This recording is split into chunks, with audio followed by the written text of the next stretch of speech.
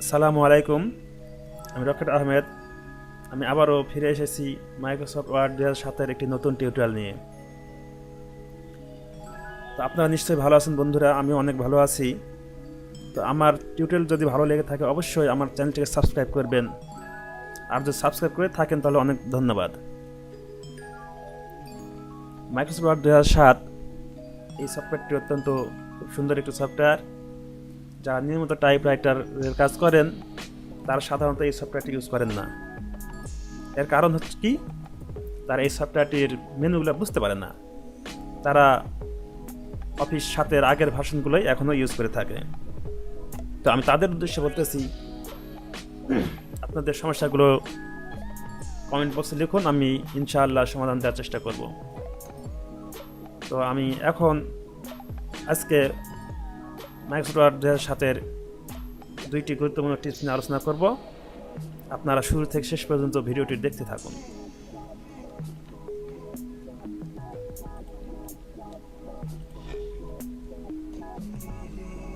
সূত্র নিয়ে আমি যে টাইপ করে সিলেক্ট করছি, Ctrl+D, ফন্ট সাইজ একটু বাড়িয়ে নিতেছি। উদাহরণ হিসাবে দুইটা লাইন লিখি।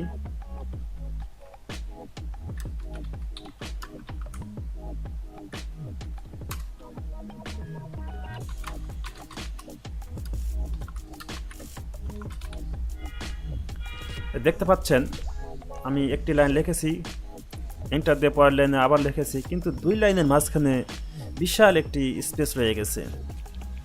এই স্পেসটিকে অনেকে সমাধান করতে পারেন না, কীভাবে এই স্পেসটি কমানো যাবে এটি জানে না।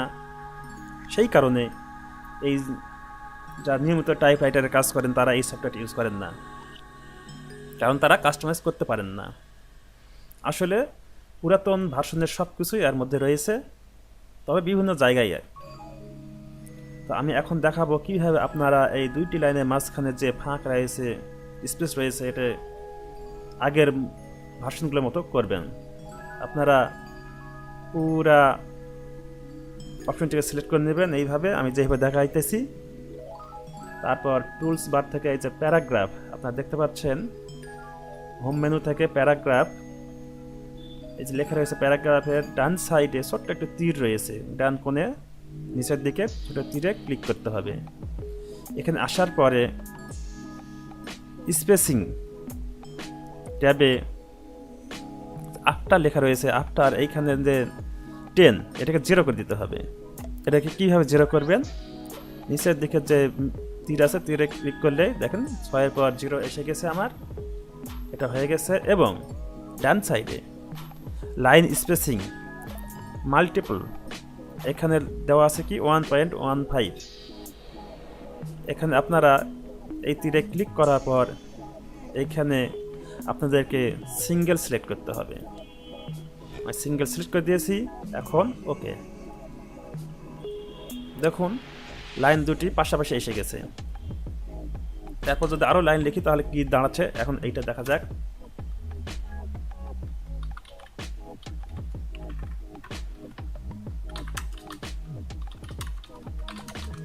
চিরদিন তোমার আকাশ, আবারও এন্টার দিচ্ছি।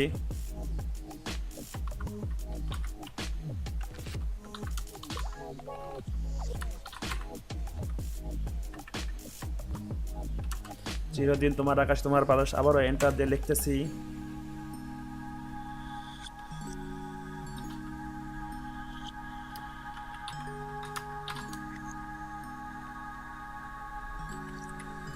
এই দেখতে পাচ্ছেন আর কোনো মাঝখানে স্পেস নিতেছে না।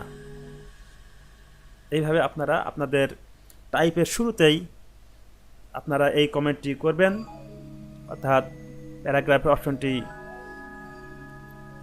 এই দুইটা অপশন ঠিক করার পর ওকে করে দেবেন। তারপর লিখতে রাখবেন, আপনার যত খুশি লেখেন আর কখনোই স্পেস হবে না। এবং আমি দেখাইতেছি যে আমার এই ডকুমেন্টের চারিধার যে একটি ডট আকারে মার্জিন রয়েছে, এই মার্জিনটি সাধারণত মাইক্রোসফট ওয়ার্ড 2007-এ এটি শো হয় না, এটি হাইড হয়ে থাকে। আপনারা এটাকে কিভাবে শো করবেন এখন আমি সেইটা দেখাবো। সেই সঙ্গে যেমন এখানে পেজ লেআউট, পেজ সেটআপের দেখেন পেজ সেটআপের ডান দিকে নিচে একটি তীর রয়েছে, এই তীরে ক্লিক করার পর পেজ সেটআপ যদি চেঞ্জ করে দিই তাহলে কি দাঁড়ায়, টপ 0.5 করে দিলাম, অর্থাৎ উপরে নিচেও 5 করে দিতেছি, লেফট 5, রাইট 5, ওকে। এখন নিচে দেখা যাচ্ছে ওকে, ওকে ক্লিক করে দিলাম। দেখেন এই যে মার্জিন এরিয়াটি শো হয়ে আছে এবং দেখা যাচ্ছে যে আমার এরিয়াটা কত দূর পর্যন্ত লেখা যাবে। এবং কোনো একটি পিকচার ইনসার্ট করলে পিকচারটি বাউন্ডারির বাইরে গেল না ভিতরে থাকলো, সেটিও এখন সিলেক্ট করা যাবে। তো এখন আমি দেখাবো কিভাবে আপনারা এই ডট মার্জিনটি নিয়ে আসবেন। তো এইখানে আবারও কিছু লাইন লেখার পর আপনারা উপরে দেখা যাচ্ছে মেনু বারে রিভিউ, মাউস নিয়ে গেছি রিভিউ অপশনে আসার পর স্পেলিং এই অপশন যত ABC দিয়ে রাইট মার্ক দেওয়া আছে, এখানে ক্লিক করার পর এই যে সাবমেন্ট ওপেন হয়ে গেছে স্পেলিংয়ের অ্যান্ড গ্রামার। এখানে আসার পরে এই দেখতেন অপশন, আবার অপশনে ক্লিক করতে হবে। অপশনে ক্লিক করলে এই যে ওয়ার্ড অপশন এসে গেছে, ওয়ার্ড অপশন নামে একটি মেনু এসে গেছে। এখান থেকে আপনারা দেখতে পাচ্ছেন ওয়ার্ড অপশন ঠিক উপরে। এখন এর মেনু বারে অ্যাডভান্স অপশনে আসার পরে আপনাদেরকে এই বারটি ধরে নিচে নিয়ে আসতে হবে। নিয়ে আসার পর দেখতে পাচ্ছেন শো ডকুমেন্ট কন্টেন্টে আসার পর এইখানে দেখেন আমি টিক চিহ্ন আগে থেকে দিয়ে রাখছি, যার কারণে আমার ডকুমেন্টে মার্জিন শো হয়েছে। এখানে শো টেক্সট বাউন্ডারিজ, এটাতে ঠিক এইরকমভাবে মিশানো থাকে। তবে আমি মিশিয়ে দিলাম, দেখা যাক কি দেখা যায়। মিশিয়ে দেওয়ার পর ওকে করলাম। এই দেখেন আপনারা দেখতে পাচ্ছেন আর কোনো মার্জিন দেখা যাচ্ছে না। ঠিক এইভাবে ডিফল্ট হিসাবে এইটাই দেওয়া থাকে, কোনো মার্জিন থাকে না, যার কারণে জানা যায় না কোথা থেকে এর মার্জিন। এটাতে করার জন্য অপশনে যাওয়ার পর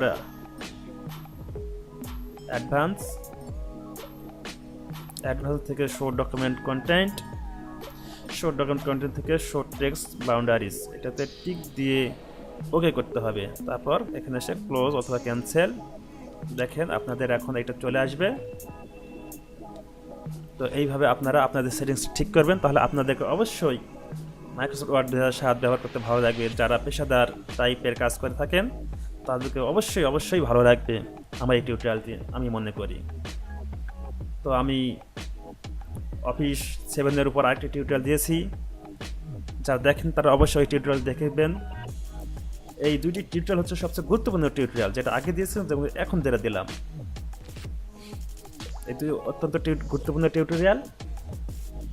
এবং এরপর থেকে আমি যে সমস্ত টিউটোরিয়াল নিয়ে হাজির হব মাইক্রোসফট ওয়ার্ডের 2007 নিয়ে, হোম থেকে শুরু করে home, insert, page layout, reference থেকে শুরু করে শেষ পর্যন্ত সিরিয়ালে আমি টিউটোরিয়ালগুলো দিতে থাকবো।